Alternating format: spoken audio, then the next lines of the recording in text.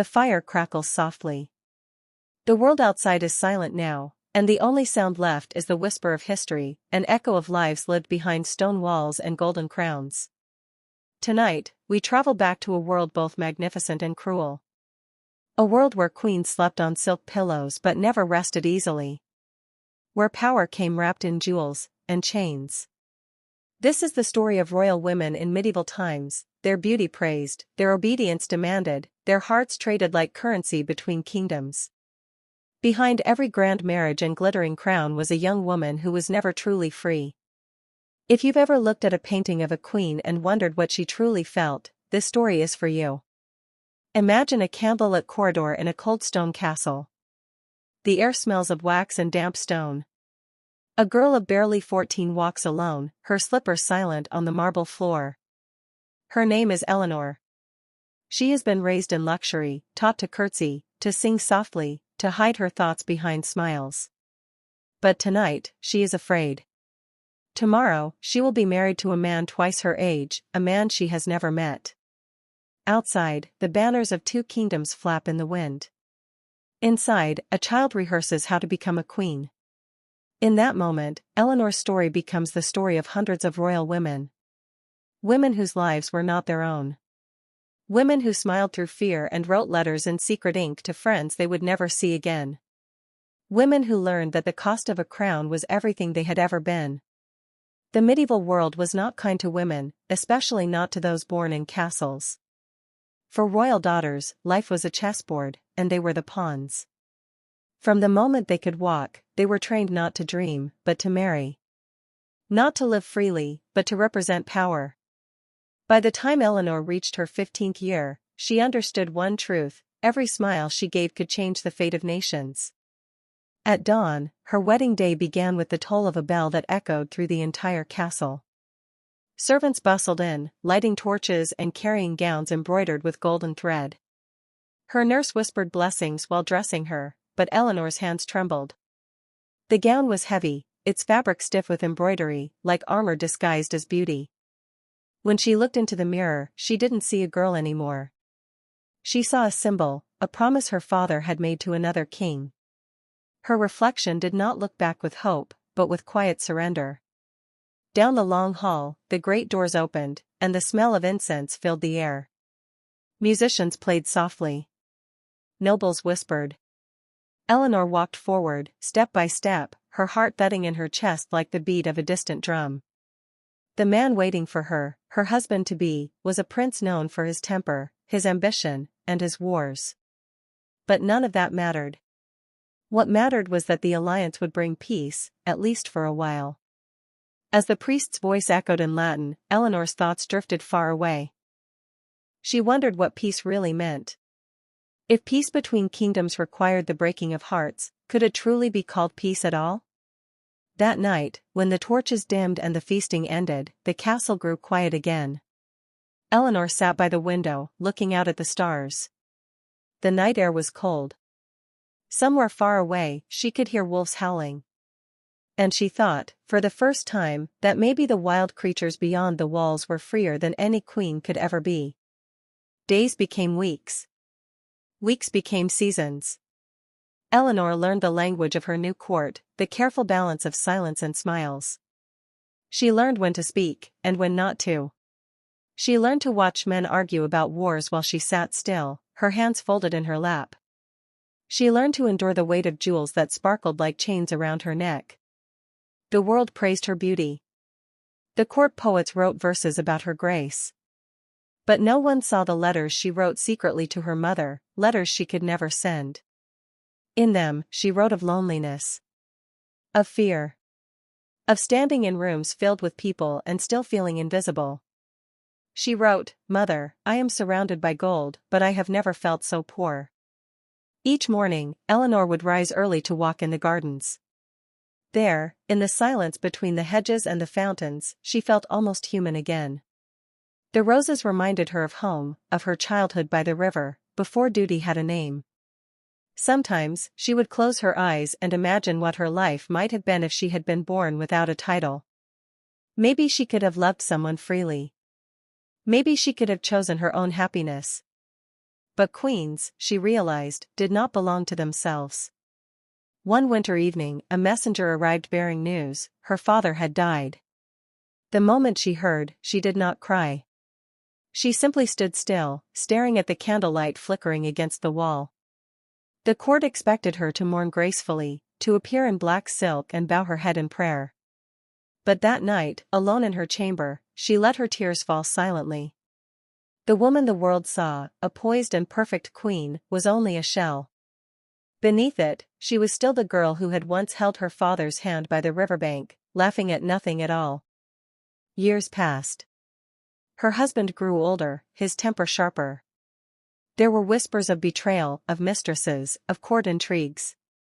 Eleanor learned to navigate danger not with swords, but with patience. Her words became weapons, softly spoken, perfectly timed. Sometimes, she would look at the courtiers' wives, the ones with simpler lives, and envy their freedom to laugh, to speak without fear. She had realized something profound: in the medieval world, even queens lived inside invisible cages. And yet, there was strength in survival. Quiet, unseen strength. When her husband left for war, Eleanor ruled in his absence.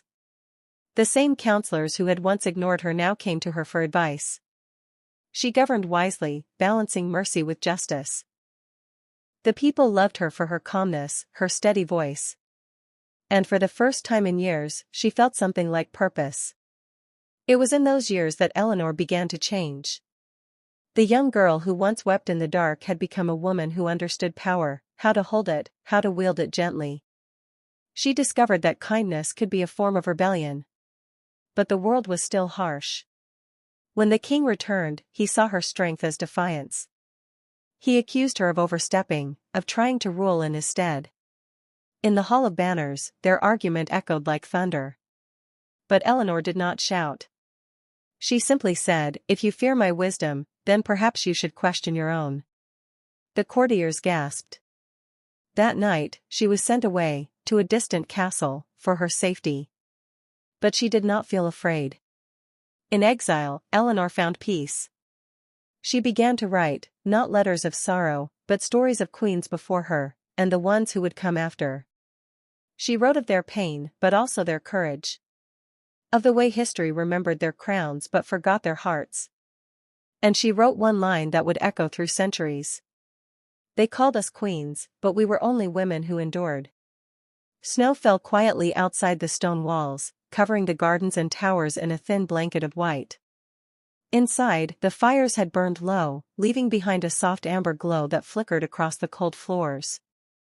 Eleanor stood by the window wrapped in a shawl, her breath fogging the glass as she watched the dawn struggle through the clouds. It was her third winter in exile, though the word no longer stung as much as it once did. Here, away from the court's constant noise and politics, silence had become her companion. At first, the quiet had been unbearable. The days were long and empty, the hours marked only by the sound of her own footsteps on the stone. She missed her ladies, the rustle of silk in the corridors, the laughter that used to fill the air during feasts. But as weeks became months, she began to listen to the softer sounds, the whisper of wind between the towers, the crackle of firewood, the distant toll of the church bell from the valley below. Slowly, the silence that had once felt like punishment began to sound like peace. In this quiet, she began to rediscover herself. She read the old books stored in the castle library, their pages heavy with dust and time. The stories were mostly of kings, wars, and heroes, but between those pages she sometimes found traces of women who had ruled beside their husbands, guided their sons, or kept kingdoms alive while men fought. Their names were often brief mentions, their deeds credited to others. Eleanor would trace the faded ink with her fingers and whisper, "You were here," even if they forgot. She began writing again. Not letters to anyone, but thoughts, pages filled with soft reflections about what it meant to be born royal yet never free. She wrote about how a smile could hide fear. How obedience could sometimes be a form of resistance. Her words were calm but full of truth, written as if she were speaking not to her time, but to the women of the future. Power, she once wrote, is not only in command or armies. It lives also in patience, in the quiet decision not to break. As spring returned, the snow melted into small rivers that glimmered under the sun. Travelers sometimes came to the castle seeking rest or food. They didn't always know who she was. To them, she was simply a noble woman living quietly by the hills. She listened to their stories: farmers who had lost land, widows who carried on alone, mothers worried for their sons at war. The more she listened, the more she realized how little she had understood life outside palace walls. For the first time, she felt close to her people, not as their queen, but as one of them. One day, a poor woman came carrying a sick child. Eleanor called for warm blankets and herbs, staying by the boy's side through the night. When he finally opened his eyes, weak but smiling, the woman knelt and kissed Eleanor's hand. "You have the heart of a healer," she whispered. Eleanor smiled gently. "No," she said. "Only the heart of a mother." In the months that followed, more people came. They brought food from their farms, flowers from their fields, small tokens of gratitude. Some even left notes written in simple, clumsy handwriting: "Thank you, my lady. You listened." The servants began calling her the gentle queen, though she wore no crown, no jewels, no royal robe. It was a strange kind of power, one that came not from fear or authority, but from kindness. She realized that in losing everything, she had found the one thing no throne could give her: peace of soul. Years passed softly. The seasons changed like the turning of pages. Her hair began to show streaks of silver, but her eyes grew brighter, clear, calm, filled with quiet knowing. Every evening she gathered the village girls in the courtyard, teaching them to read, to write, to think. She told them stories of queens who had endured, of women who held kingdoms together with nothing but love and patience. The girls would listen with shining eyes, their faces lit by torchlight. One night, a young girl asked her, "My lady, were those queens ever happy?" Eleanor looked up at the stars before answering. "Perhaps not always," she said softly. "But they were brave. And sometimes, that is enough." The words stayed with the girl long after, as they did with all who heard them. Then one winter evening, a rider arrived through the snow carrying royal seals. The king, Eleanor's husband, was dead. Her son, barely 20, had taken the throne, but the court was divided and chaos had followed. The messenger bowed low and said, "The council begs your return, my lady. The kingdom needs your wisdom." Eleanor stood silently for a long time. She looked around the quiet castle that had become her sanctuary, the hearth where she had sat reading, the small garden where she had watched flowers bloom each spring. Leaving this place felt like leaving a piece of her soul behind. Yet she thought of her son, a boy raised by others, who now faced the same heavy crown that once crushed her spirit. That night, she did not sleep. She sat by the window, watching snowflakes fall and vanish on the sill. The wind moved gently through the curtains, carrying the faint sound of distant bells. And in that silence, she understood that peace was not meant to be hidden away. Peace was meant to be carried into the world. When dawn broke, she called for her attendants. "We leave at sunrise," she said. Her voice was calm, almost serene. "My son will not face the world alone." The journey back to the capital was long. The towns she passed through were colder than she remembered, their people thinner, wearier. Yet when they saw her, many knelt by the roadside, whispering blessings. Some of the older women wept quietly, saying, "The gentle queen has returned." When Eleanor reached the palace gates, she paused for a long time before entering. The great doors stood just as they had years ago, tall and heavy, carved with the same symbols of power that once frightened her. But now, she saw them differently, not as barriers, but as the beginning of another chapter. Inside, her son awaited her, tall, uncertain, eyes filled with youth and worry. He knelt when he saw her, his voice breaking as he said, "Mother, I do not know how to be king." She placed her hand on his head and whispered, "Then rule with your heart first. The rest will follow." From that day forward, she became not just the queen mother, but the quiet architect of peace. She guided her son with patience, teaching him what power truly meant, not domination, but mercy, not fear, but understanding. The courtiers who had once dismissed her now came seeking her counsel. Her words were simple: but they carried the weight of truth. A kingdom ruled by fear will one day fear itself. But a kingdom ruled by love endures. And so, slowly, the realm began to heal. Eleanor spent her final years in quiet dignity, walking through the palace gardens she had once feared, her silver hair glowing in the sunlight. When people bowed to her, she always smiled gently and said, "Rise. I was once a queen, but now I am only a woman who has lived long enough to understand her own heart." When she passed away, the bells of every village tolled for her. The people laid flowers at the castle gates just as they had long ago in her exile. Her son, now a wise and beloved king, ordered that her writings be preserved. Those fragile pages, the reflections she had once written in loneliness, became known as the letters of the gentle queen. Centuries later, when scholars opened those yellowed pages, they found one line written in faded ink. "They gave us crowns of gold but forgot we were flesh and blood. We learned to live in silence, and in that silence, we found the language of strength." And perhaps even now, when the wind moves softly through the halls of old castles, it carries a whisper, the quiet, enduring voice of a woman who once lived, loved, and endured behind stone walls.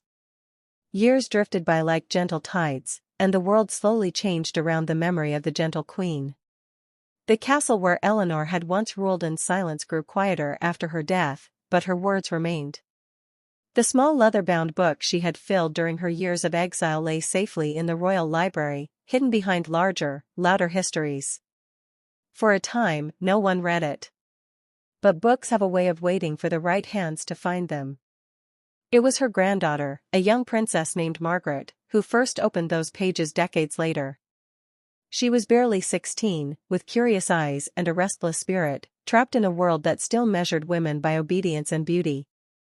Her tutors spoke of kings and wars, her ladies spoke of dresses and jewels. But Margaret's heart longed for something more, to understand the women who came before her, the ones history had reduced to footnotes. One evening, while wandering through the library's dim corridors, she found the small volume wrapped in silk, its ink faded but still legible. She opened it carefully, and the first words she saw were written in a soft, flowing hand: "Power does not always roar. Sometimes it whispers through patience." Margaret read until the candles burned low. Each line seemed to reach out to her across time, speaking directly to the doubts she had never dared to voice. She read about loneliness, about endurance, about finding strength in silence. She read about love, not the kind sung by bards, but the quiet love of duty, of sacrifice, of faith in a better world. By the time dawn broke, Margaret's life had quietly changed. She began to look at the world differently. The halls of power that once intimidated her now seemed smaller, almost fragile. She realized that beneath the surface of royal splendor lay generations of women who had held everything together without ever being seen. And in her grandmother's words, she found not just comfort, but courage. When Margaret married into another kingdom, she carried the book with her, hidden among her few personal possessions.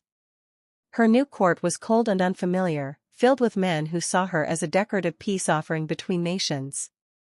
But every night, when she felt most alone, she would open Eleanor's letters and read them under candlelight. In the stillness of those nights, she began to write her own reflections beside her grandmother's, soft additions in the margins, like whispers answering whispers. "I understand now," she once wrote beside one of Eleanor's lines, "that silence is not weakness. It is waiting for the right moment to speak." Years later, her husband went to war, leaving her to govern in his absence. The council doubted her at first, but she ruled with calmness and grace. When famine struck, she opened the royal stores to the poor, quoting one of Eleanor's passages: "A crown means nothing if it cannot feed the hungry." The people began to love her, not for her beauty or her title, but for her kindness. And once again, a woman's quiet strength began to shape a kingdom. It is strange how history often forgets these women, how their courage, their wisdom, their compassion vanish beneath the names of men. Yet, like threads woven through old tapestries, their influence remains, unseen but essential. Eleanor's story, passed quietly from hand to hand, began to live in the hearts of those who needed it most. In one kingdom, a queen facing exile found solace in her words. In another, a young princess used Eleanor's teachings to protect her people during a siege, negotiating peace where armies had failed. And in monasteries, where scribes copied texts by candlelight, some of them secretly preserved Eleanor's writings, disguised within larger chronicles so they would not be destroyed. By the time a century had passed, no one knew exactly where her book had originated. But the ideas inside, mercy as strength, patience as power, and kindness as resistance, had begun to ripple quietly through the minds of women across Europe. They whispered to each other in hallways and gardens, behind fans at banquets, in letters written in careful, coded phrases. Some were queens. Some were wives of soldiers. Some were nuns who had once dreamed of freedom. All of them carried a spark that traced back to one woman who had dared to think differently within the walls of her prison. In time, storytellers began to speak of a nameless gentle queen, a figure of legend who had taught that a woman's strength could hold kingdoms together. Her real name faded, but her spirit endured. Centuries later, in a dim university library, a young historian stumbled upon an old parchment with faint handwriting that did not match any known author. The ink was faded, the words soft, they gave us crowns of gold but forgot we were flesh and blood. The historian traced the letters with awe and wrote in her notes, author unknown, possibly from a queen's private diary, circa 12th century. And so, the gentle queen lived again, not as a figure of royal power, but as a human voice whispering through history. Some stories roar like battles, shaking the walls of time. Others move softly, like the wind through an old castle corridor, almost invisible, yet impossible to silence. Eleanor's story was the latter. She had never sought to change the world, yet she had done so simply by surviving it with grace. Her strength had not come from defiance, but from understanding, from the belief that gentleness could outlast cruelty, that love could outlive fear. Even now, if you stand in an old cathedral and listen closely, you might hear her in the hush that follows a prayer. Her words, carried by the silence, we endured, and that was enough. The fire in the hearth crackles softly, and the world outside grows quiet once more. Somewhere far away, beneath the stars that once watched over her castle, the wind sighs through the trees, as if telling her story again to those who cannot sleep, reminding them that gentleness is not weakness, and that even the quietest voices can echo through time.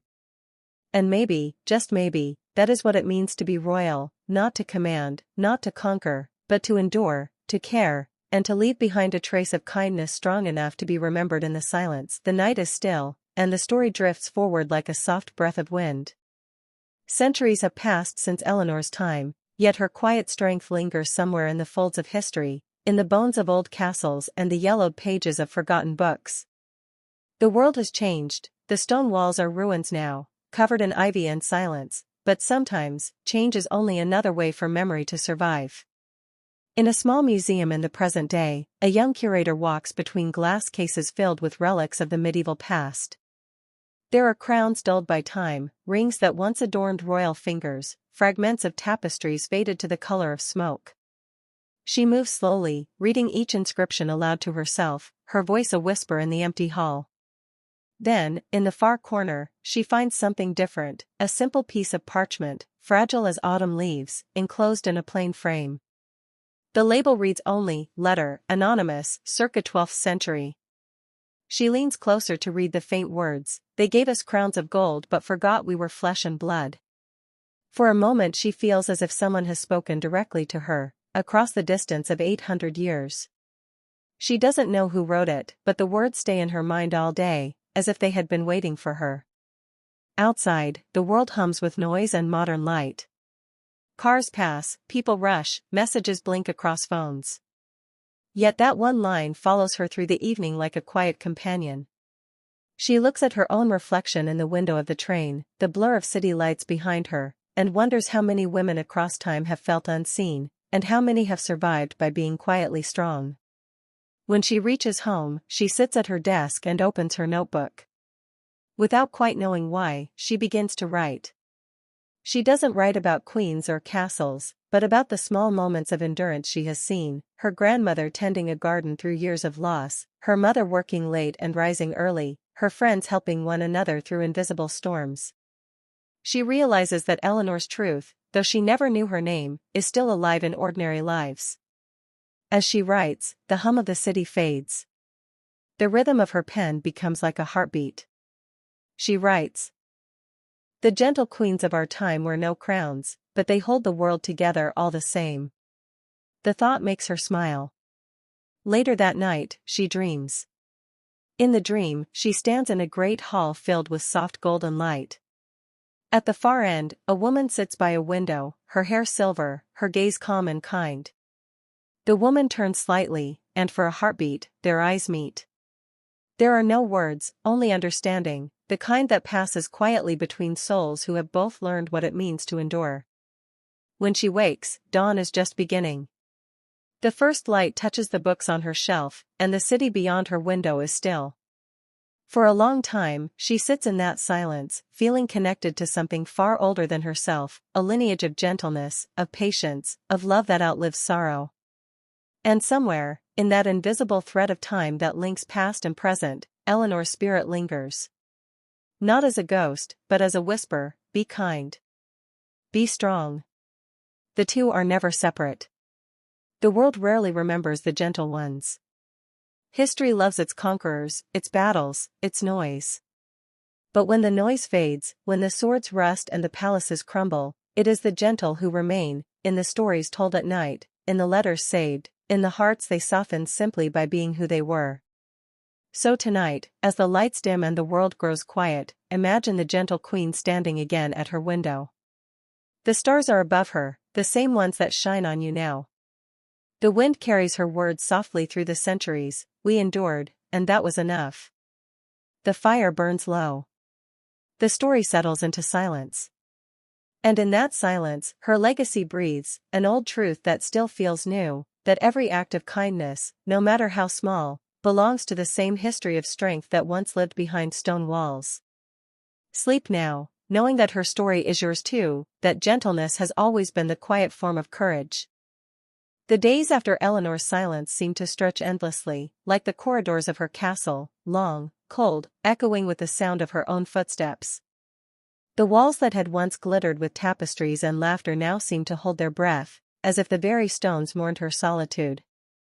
Outside, the world moved on, kings plotted, battles were fought, banners rose and fell, but within her chambers, time felt frozen, thick as the dust that gathered on her old letters. Each morning, she would rise before dawn, the pale light spilling through the narrow windows, and wrap herself in the same heavy cloak she had worn for years. She no longer wore jewels or rich silks, she preferred the quiet comfort of plain wool. The servants would greet her softly, careful not to speak unless she spoke first. They had learned that her silences were sacred things, not empty, but full of thoughts too deep for words. Sometimes she would walk alone in the garden, where the frost clung to the branches and the roses had long since died. She would run her fingers over the brittle stems and remember the times when those same gardens were filled with music, troubadours singing of love, courtiers whispering secrets, her own children chasing each other among the trees. She would close her eyes and almost hear them again, the faint laughter of a time that no longer belonged to her. But life, even in its stillness, has a way of whispering back. One morning, as she wandered near the chapel, she found a young maid sitting on the stone steps, crying quietly. Eleanor paused, her voice calm and low. "What troubles you, child?" The girl startled, wiping her tears. "My brother has gone to war, my lady. I fear I shall never see him again." Eleanor looked at her for a long time, the same fear that had once lived in her own heart flickered in the girl's eyes.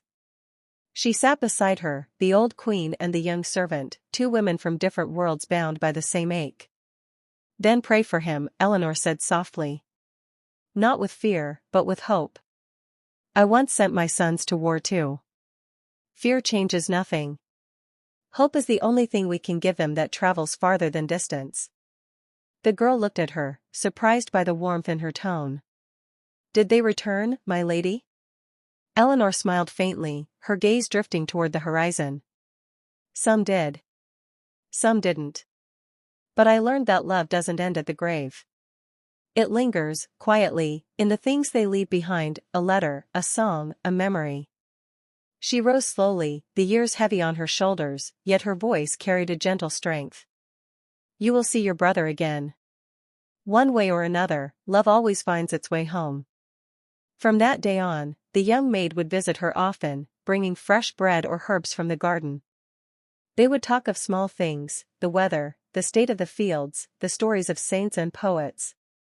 Eleanor found comfort in the company of someone who saw her not as a queen, but simply as a woman who had lived. And through those quiet conversations, something within her began to thaw. The courtiers noticed the change. The queen, once so withdrawn, began to smile again, faintly, but genuinely. She asked for books to be brought to her, old chronicles, poetry, and songs she had loved in her youth. Sometimes she would ask the maid to read aloud, her voice filling the still air with forgotten melodies.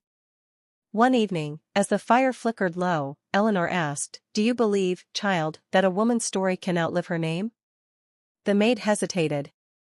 "If it is remembered, my lady." Eleanor nodded slowly. "And if it is not remembered?" The girl thought for a moment, then said softly, "Then perhaps it becomes part of someone else's heart." Eleanor smiled, a tear catching the firelight. "Then that is enough." As the years passed, the world outside her walls shifted again. Kings rose and fell. The wars her sons fought were written into history, but her own struggles were never inked in any book. Yet, quietly, she became something greater than her title, a keeper of memory, a guardian of grace. There were moments when the past would rush upon her suddenly, a song from her youth, the sight of a hawk circling in the cold sky, the echo of footsteps in the corridor that sounded almost like her children's laughter. In those moments, she did not cry. She simply closed her eyes and whispered, "Thank you." On a spring morning, when the air was sweet with the scent of rain, she took her last walk through the gardens. The maid, now grown, walked beside her, offering her arm. The queen's hands trembled slightly, but her eyes were peaceful. She paused beside the old rose bush, where the first green buds had begun to appear, and smiled. "It seems even the thorns have softened with time." That night, she lay in her bed, the candle flickering beside her. The maid sat quietly at her side, reading softly from one of Eleanor's favorite poems. The queen's breathing slowed, calm and steady, as if she were simply drifting into another dream. Her last words were barely a whisper, "We endure, and that is enough." When morning came, the bells of the chapel tolled gently. The people mourned her not as a queen, but as a soul who had learned the art of grace. Her grave was simple, a stone carved with the words she had once spoken, "Love always finds its way home." Years later, travelers would come to her resting place, leaving flowers and letters written in their own trembling hands. Some were queens, some were peasants, some were wanderers who had simply heard the story of the gentle woman who found peace after sorrow. They would stand in silence, feeling as though she still listened, still watched, still cared, and perhaps she did. Because in every age, there are women who live quietly beneath the weight of crowns, some made of gold, some made of duty, some made of love. And though history may forget their names, the world still carries their gentleness like an echo that never fades. So if you ever find yourself walking alone in a quiet garden, where the air smells of rain and old roses, listen closely. The wind that moves through the leaves might just carry her voice, calm, steady, and full of light, reminding you that even in the hardest of lives, there is beauty and endurance. Sleep now, and let her story drift through your dreams, the story of a queen who was not remembered for her throne, but for her heart. Years drifted by, and the world that had once known Eleanor changed its face again. The kingdoms she had ruled and the people she had guided became lines in books, their borders redrawn by men who never knew her name. The castles aged, their stones weathered by centuries of wind and rain, but somewhere within those walls, her spirit lingered. It was not a haunting, it was something gentler. A whisper of calmness in the corridors, a feeling that this place had once been touched by kindness. In a small village not far from what had once been her domain, there lived a woman named Amelini. She was not noble, she worked the fields and tended to the goats that belonged to her husband's family. Life for her was simple but hard, the kind of hard that wore at the skin and the bones but somehow left the heart alive. On winter nights, she would sit by the fire with her little daughter, telling stories that her grandmother had told her, stories of queens who were strong yet kind, of women who carried the burdens of nations but still found time to care for the poor. One night, as the wind pressed against the shutters and the firelight flickered across the walls, Amelini's daughter asked, "Mama, were those queens real? Or are they just tales?" Amelini smiled faintly. "Perhaps they were real once. And perhaps they still are, in a way. When someone's kindness lives long after they're gone, does it matter if the name is remembered?" The child nodded sleepily and curled up against her, and as Amelini stroked her daughter's hair, she thought of the life she might never have, the riches, the freedom, the comfort. But she also thought of the quiet women who had lived before her, women who had borne far heavier crowns than she, and still managed to love the world that hurt them. The next morning, Amelini went to the chapel that stood at the edge of the fields. The building was small and old, its stone cracked, the wooden door swollen by rain. Inside, the air smelled of candle wax and dust. At the back of the room stood a small stone slab, half buried in moss. Few could still read the worn inscription, but Amelini knelt before it anyway, whispering a prayer she had never been taught, a prayer of gratitude to the women whose strength had shaped her. And as she rose to leave, the first light of dawn filtered through the small stained glass window, casting soft colors across the stone floor. For a brief moment, she could have sworn she saw the outline of a woman standing there, tall, graceful, cloaked in light. There was no fear, only calm. Then the figure was gone, and Amelini smiled. She didn't need proof. Some truths are too quiet to be seen with the eyes. The years turned again, and the story of Eleanor, though nearly forgotten, continued to drift like a seed carried by the wind. In a monastery far to the south, a monk named Thomas came across an old parchment while repairing a crumbling manuscript. The ink had faded almost entirely, but he could still make out a few words: "To endure is to love." He copied them into the margin of his new book, thinking little of it. But the phrase stayed with him, finding its way into his sermons, then into the hearts of those who heard him speak. Generations later, no one remembered where the phrase had come from, but everyone remembered what it meant. It became a saying among the people, a kind of quiet prayer spoken in hard times. When soldiers went to war, their mothers would whisper it. When crops failed, farmers would say it to their children. When hearts broke, it became a promise that love, once given, never truly left. And so, in this way, Eleanor lived on, not as a queen, but as a whisper in the lives of those who needed her most. Centuries after that, long after the last of the medieval castles had crumbled into history, a historian named Clara was walking through a ruined courtyard in France. She had come in search of inspiration for her book, but what she found was silence. The stones were cracked, the ivy thick, the air heavy with the scent of rain. She sat down on one of the fallen walls, opened her notebook, and sighed. "How many stories were lost here," she murmured. A small bird landed near her foot, tilting its head as if listening. Clara smiled faintly. "Maybe you know them, little one." The bird hopped closer, then flew to a nearby tree, where it began to sing. And in that song, carried on the wind, Clara felt something shift inside her, something warm, something old. She couldn't explain it, but the melody seemed to echo with a memory she had never lived. She opened her notebook again and began to write. Not about kings or battles, but about the quiet endurance of women. About queens who loved and suffered, who built peace in a world of war. About the tenderness that survives even in cruel times. The words flowed as if they were being dictated by another hand, one older and wiser. When she finished, she looked at what she had written. At the top of the page, without meaning to, she had written a single name, Eleanor. She didn't remember writing it. The rain began to fall, gentle at first, then steady. Clara gathered her things and stood, but before leaving, she placed her hand on one of the old stones. It was cool and rough beneath her palm, and for a moment, she imagined the walls whole again, the laughter, the music, the flicker of torchlight against silk banners. She imagined the queen standing in the same courtyard, her face turned toward the wind. When Clara finally walked away, the bird's song followed her, growing fainter as she disappeared into the mist. But the ruin seemed a little less empty now.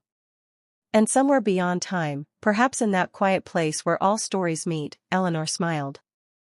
Her life had been brutal, yes, but it had also been beautiful. Because even when the world sought to break her, she had chosen gentleness. And that gentleness had outlived empires. So the story comes full circle, from the castle halls to the village hearths, from the monk's parchment to the historian's pen. The queen who had once been silenced now spoke in the hearts of those who listened. Her words, like her love, refused to die. As night falls and the stars gather over old stone and sleeping fields, her voice drifts once more across the centuries, endure with love. For it is the gentlest hearts that keep the world alive.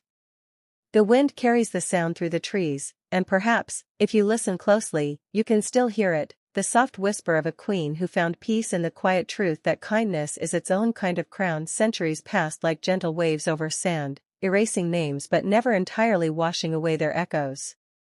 The great queens and kings who followed Eleanor built their own empires, raised their own armies, and filled the pages of history with their triumphs. But among them, quietly and almost invisibly, lived her blood, her daughter's daughters, women who inherited not her crown, but her heart. One of them was Isabelle. She was born in a world that pretended to have learned from the past, yet still found new ways to test the strength of women. From the day she could walk, she was told to smile softly, speak gently, and hide her thoughts behind the perfect curve of her posture. She learned early how to bow without breaking, how to listen when her voice was not wanted. But in her grandmother's old letters, kept in a carved chest beneath the chapel, Isabelle discovered the fragments of another kind of womanhood, one shaped not by obedience but by endurance. The letters were yellowed, the ink fading, but one phrase appeared again and again, written in a steady hand: be gentle, even when the world is not. Isabelle read those words so often that they became part of her, as natural as breathing. When she was 16, her father married her off to a distant prince she had never met. The journey to his kingdom took weeks, through forests where the snow fell in thick silence and rivers ran dark with meltwater. Each night, when the others slept, Isabelle would lie awake under the stars and whisper to herself the words she had memorized from her grandmother's letters. Gentleness is not weakness. It is what keeps us human. Her new life was cold and unfamiliar. The palace was larger than she had ever imagined, but it felt like a cage made of marble and silence. Her husband was polite in public and indifferent in private. The courtiers smiled with their mouths and gossiped with their eyes. At night, she would walk the corridors alone, her candle flickering against the high ceilings, and wonder if her grandmother had felt the same kind of loneliness. Yet even in that loneliness, Isabelle began to notice the small, invisible threads that connected her to others. A young kitchen girl who had burned her hand while cooking. An old nurse whose son had died in the wars. A guard who sang softly to himself during the night watch. Isabelle spoke to them kindly, listened to their stories, remembered their names. At first, the servants were startled by her warmth. Queens were not supposed to ask how you slept or if your mother was well. But over time, their surprise turned to affection, and affection turned to trust. One evening, a terrible storm struck the kingdom. The river swelled, flooding the lower village, sweeping away homes and fields.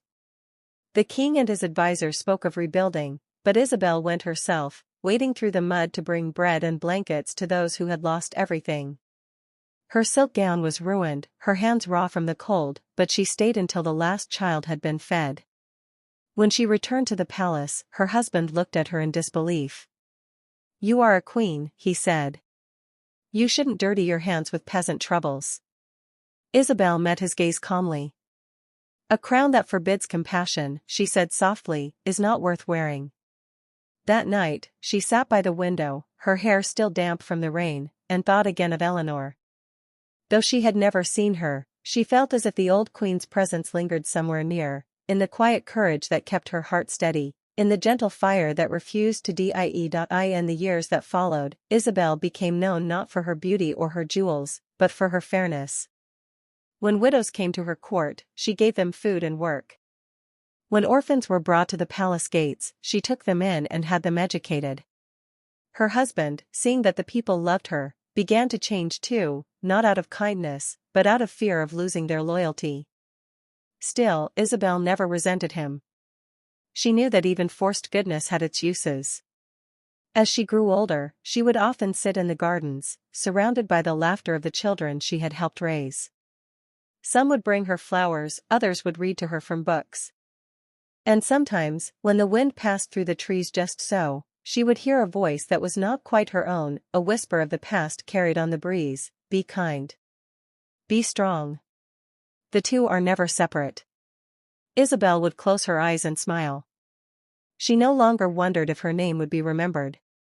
That had never been the point. What mattered was that she had lived gently in a harsh world, that she had kept alive the small spark passed down from one woman to another, across generations of silence. One day, when she was very old, a young girl from the village came to see her, shy, barefoot, clutching a bundle of wildflowers. "My mother says you saved her when the floods came," the girl said. "She says you are a good queen." Isabelle took the flowers and held them close, her hands trembling. "No," she said softly. "I am only a woman who remembered what others taught me." The girl looked up at her with wide eyes. "Will you teach me too?" Isabelle smiled, tears glistening in her wrinkled eyes. "Yes," she whispered. "And one day, you'll teach another." And so the story continued, as all true stories do, not in the pages of history books, but in the quiet acts of ordinary hearts. When Isabelle passed away, the people did not build statues or carve her likeness in stone. Instead, they planted gardens in her name. Each spring, when the first buds opened, the villagers would gather and tell stories of the gentle queen who had once walked among them, carrying bread through the floodwaters. They did not know she was Eleanor's descendant. They did not need to. Her spirit spoke for itself. Far away, in the ruins of Eleanor's old castle, wild roses grew again, blooming through the cracks in the stone. The petals were pale pink, the air around them warm with memory. If you walked there at dusk, you might feel the faintest touch of peace, as if time itself paused to listen. And somewhere, perhaps in the quiet between one heartbeat and the next, you might hear it, the soft, endless whisper that ties them all together: gentleness endures. And in enduring, it conquers everything. Time, like the slow turning of a tide, moved onward. The kingdoms that once defined the world crumbled into nations, and the palaces of queens became museums or memories. Yet something unseen endured, not in the form of thrones or titles, but in the gentle habits of everyday hearts. The patience of a mother, the compassion of a stranger, the courage to forgive, all small, ordinary acts born from lives like Eleanor's and Isabelle's, echoing quietly through the centuries. In a small town by the sea, a woman named Clara lived a quiet life. She was a historian, but not the kind who chased the glory of wars or kings. She preferred letters, diaries, the forgotten corners of archives where the dust held the faint scent of ink and hope.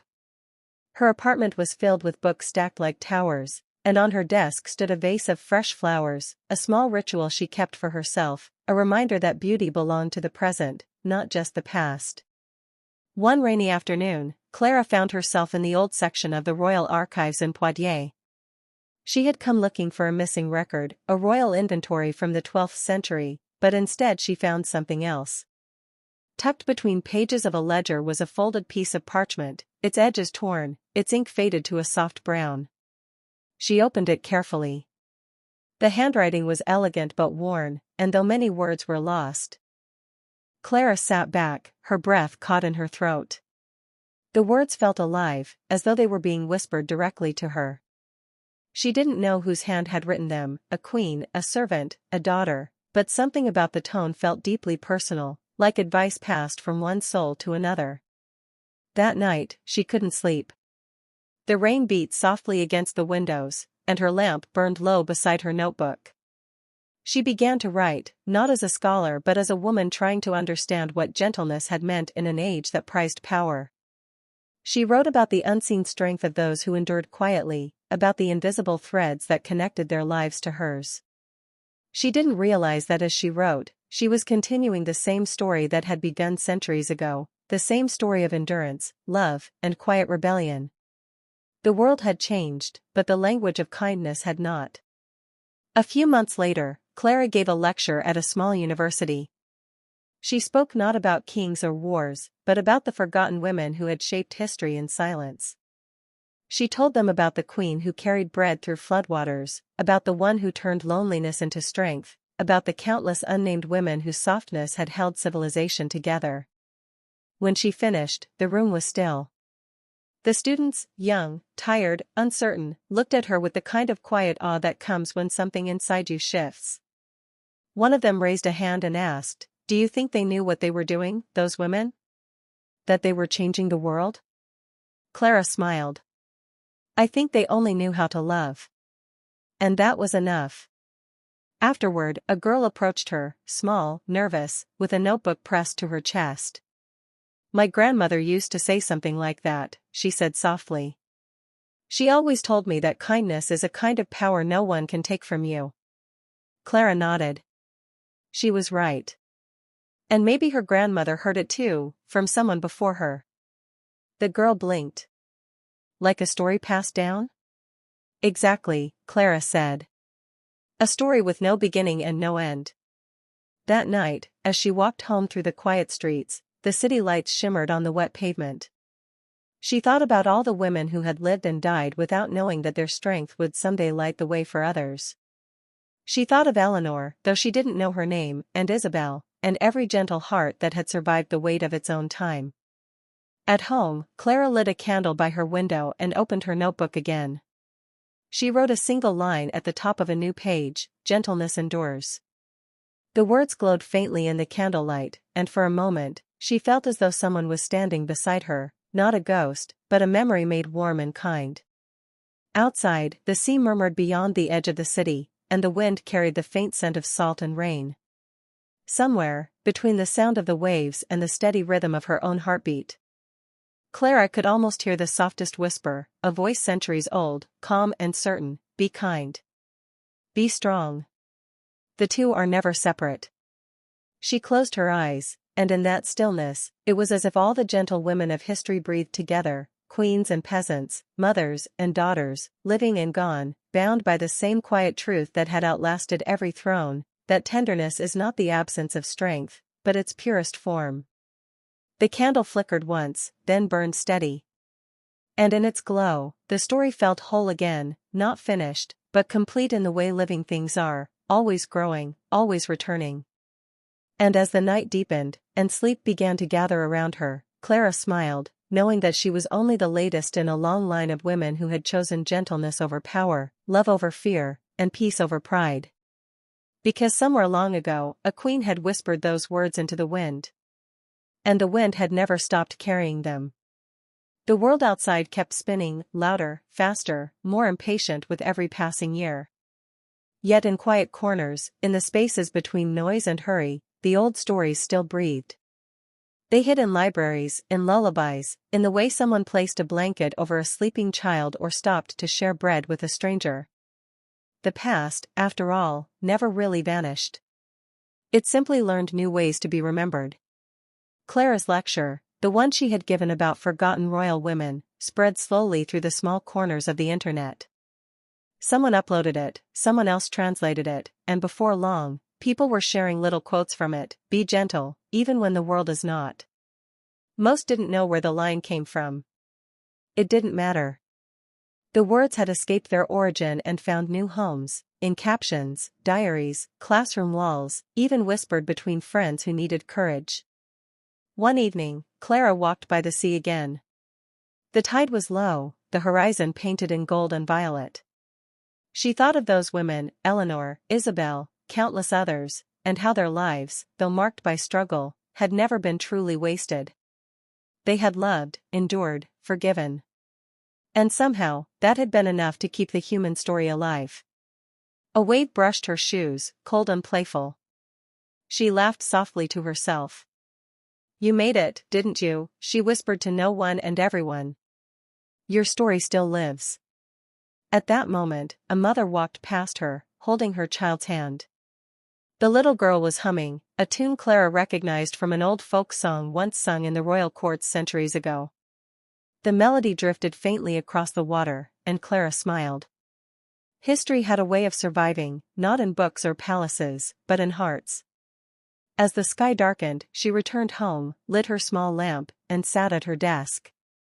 She opened her notebook one last time and began to write, slowly, deliberately, as though each word was a quiet breath of gratitude.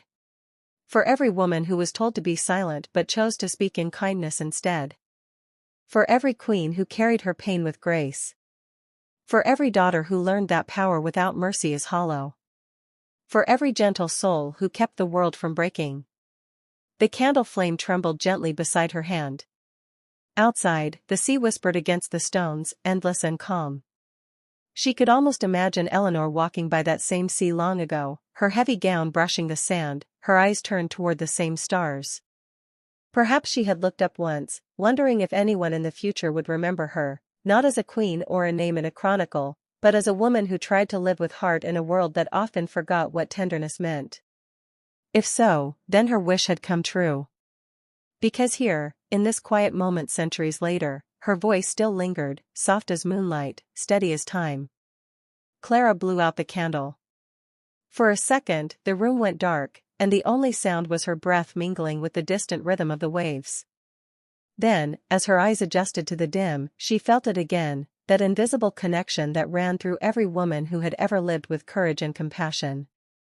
It was not a ghostly thing, but a living one, the unbroken thread of gentleness that held the human story together.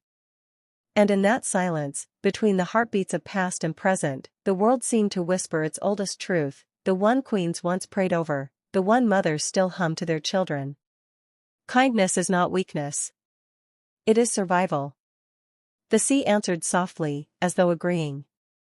And somewhere, across centuries and memories, the women who had carried crowns and burdens and hopes all at once, finally rested, not as rulers, but as souls who had taught the world that gentleness, even in its quietest form, could outlast every empire. The candle's smoke rose, curled, and faded into the night. The story was over, but its warmth remained, like the glow after sunset, like the echo of a lullaby once sung for peace. And if you listen closely, you can still hear it, not in palaces or tombs, but in the gentle places of everyday life. In the hush before sleep. In the calm after tears. In the small, steady heartbeat of kindness that never dies.